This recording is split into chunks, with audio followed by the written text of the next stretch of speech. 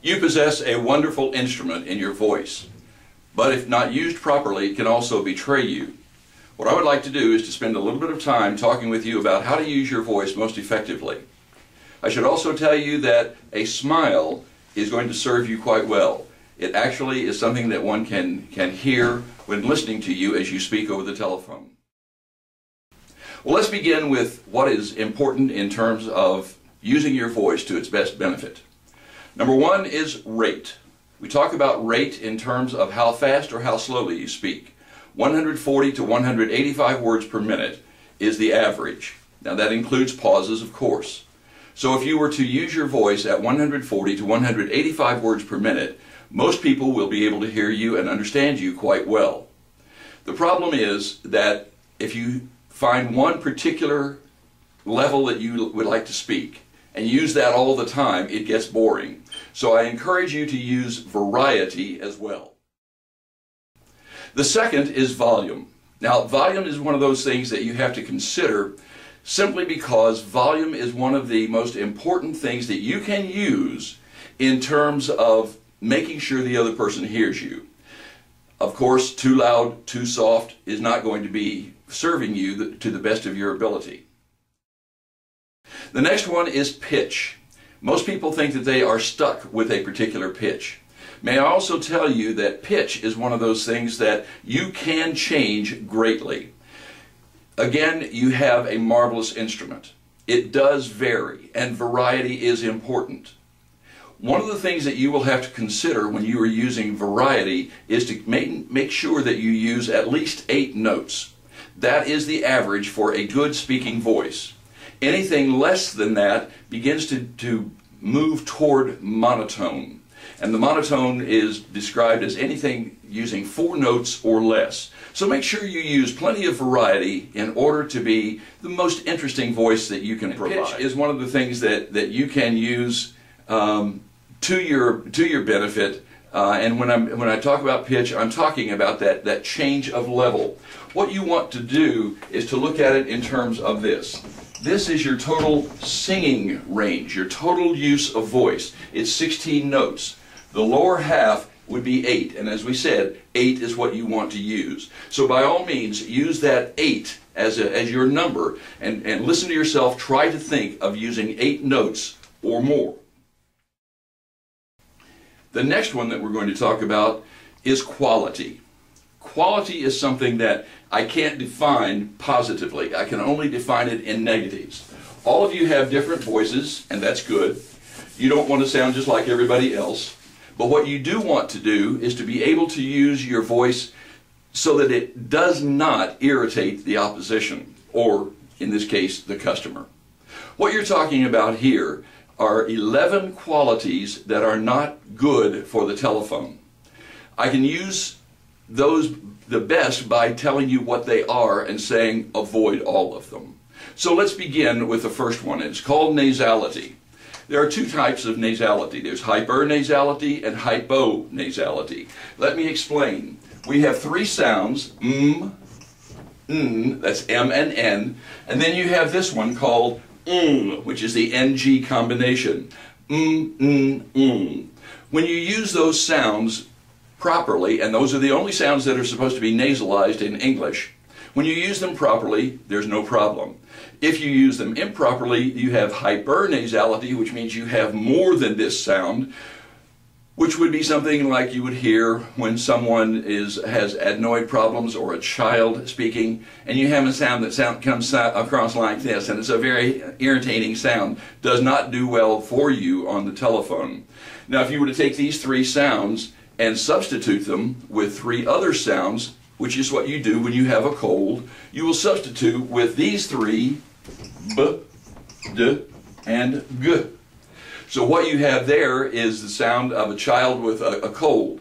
My nose is running, so I have a cold because I have a cold to my nose. Those are the kinds of things that you will want to avoid. Hyponasality, that's called. So hypernasality or hyponasality, sometimes called denasality. Those are the things that you definitely will want to avoid. The next one is a glottal sound. There are actually several glottal sounds, but I'm going to concentrate on two for just a moment. The first one is the glottal fry. The glottal fry is when you speak too low, below your optimum pitch, or if you are not properly supporting your voice. The glottal fry comes across like bacon frying in the back of your throat. It's a sound something like this, and it's not a particularly pleasant sound to hear, as you can tell.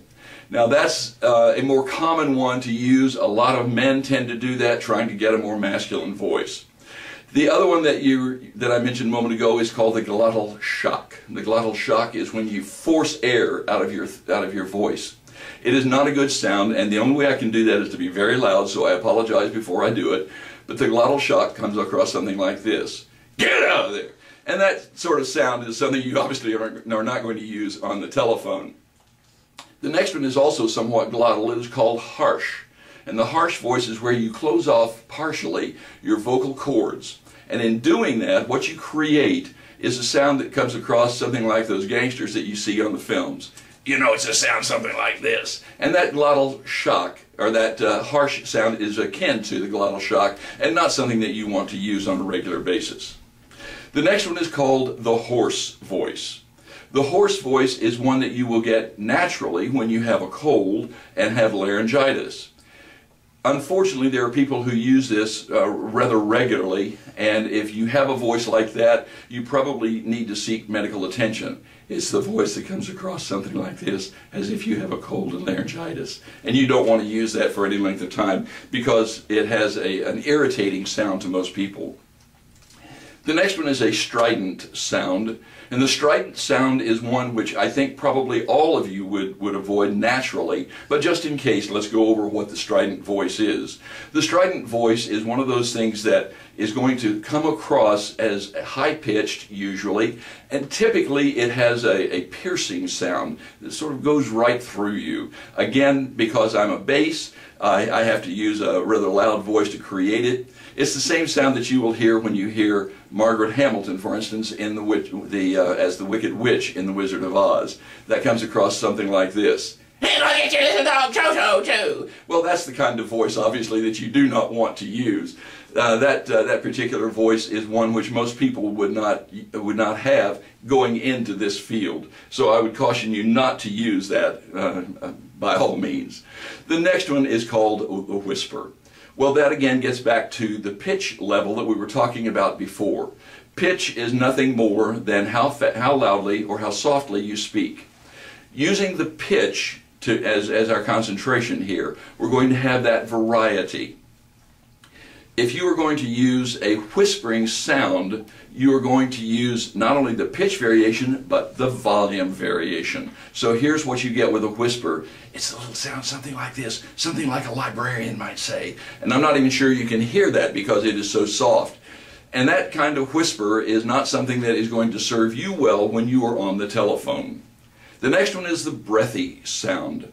And the breathy sound is one which was very effective for Marilyn Monroe, but not particularly effective on the telephone for you as a salesperson. Here's the problem that you run into with the breathy quality. You take in air and you let too much air out as you are speaking. So you have a voice that comes out something like this, and it's not a very pleasant sound to hear for any length of time. Even Marilyn Monroe got on people's nerves. So we move from that sound into a couple of sounds, again, that deal with pitch. And pitch, I've already mentioned, deals with monotone. You have to use 4 notes or more, and even 4 to 8 does not have a good variation. Should use 8 or more. If you use fewer than 4, you get a monotone sound which is somewhat robotic. And the robotic sound is not going to do well in getting people to listen to you for any length of time. The robotic sound is a little surprising when you hear it. For instance, as I'm talking to you right now, I sound very much like a robot, and I'm sounding very much like I'm using only 1 note. In actuality, I'm using 2.5 notes, but it sounds like I'm only using 1 because it sounds like a robot. That gives you an idea of what the robotic sound of monotone sounds like. Now, the last one is unlikely that any of you would ever use. It is sometimes referred to as the Mickey Mouse voice. It is falsetto. And the falsetto voice does nothing more than go above your optimum pitch, above your natural pitch, and you get a voice way up here like that, just like Mickey Mouse. And that, of course, is not something that transmits very well over a telephone at all. Now, those are the ways that you can use your voices. But now let's look at something else. In addition to rate, pitch, volume, and quality, we also have to get into pronunciation. We have a hard time separating pronunciation from dialect. Pronunciation is any word that you say incorrectly. Obviously, if it is something with which you are not familiar, something that is in your script that you don't know, be sure to look it up or to ask to make sure that you are saying the word properly. By all means, that would include the person who has hired you. So let's include all of that as something that you don't know to start with. But what about words that you think you do know? Many words are mispronounced, and many times it is because of a certain region of the country. One of those sounds that you might hear, for instance, is the word length. L-E-N-G-T-H. Notice how I pronounced it. Length. There is no such word as length. No such word as strength.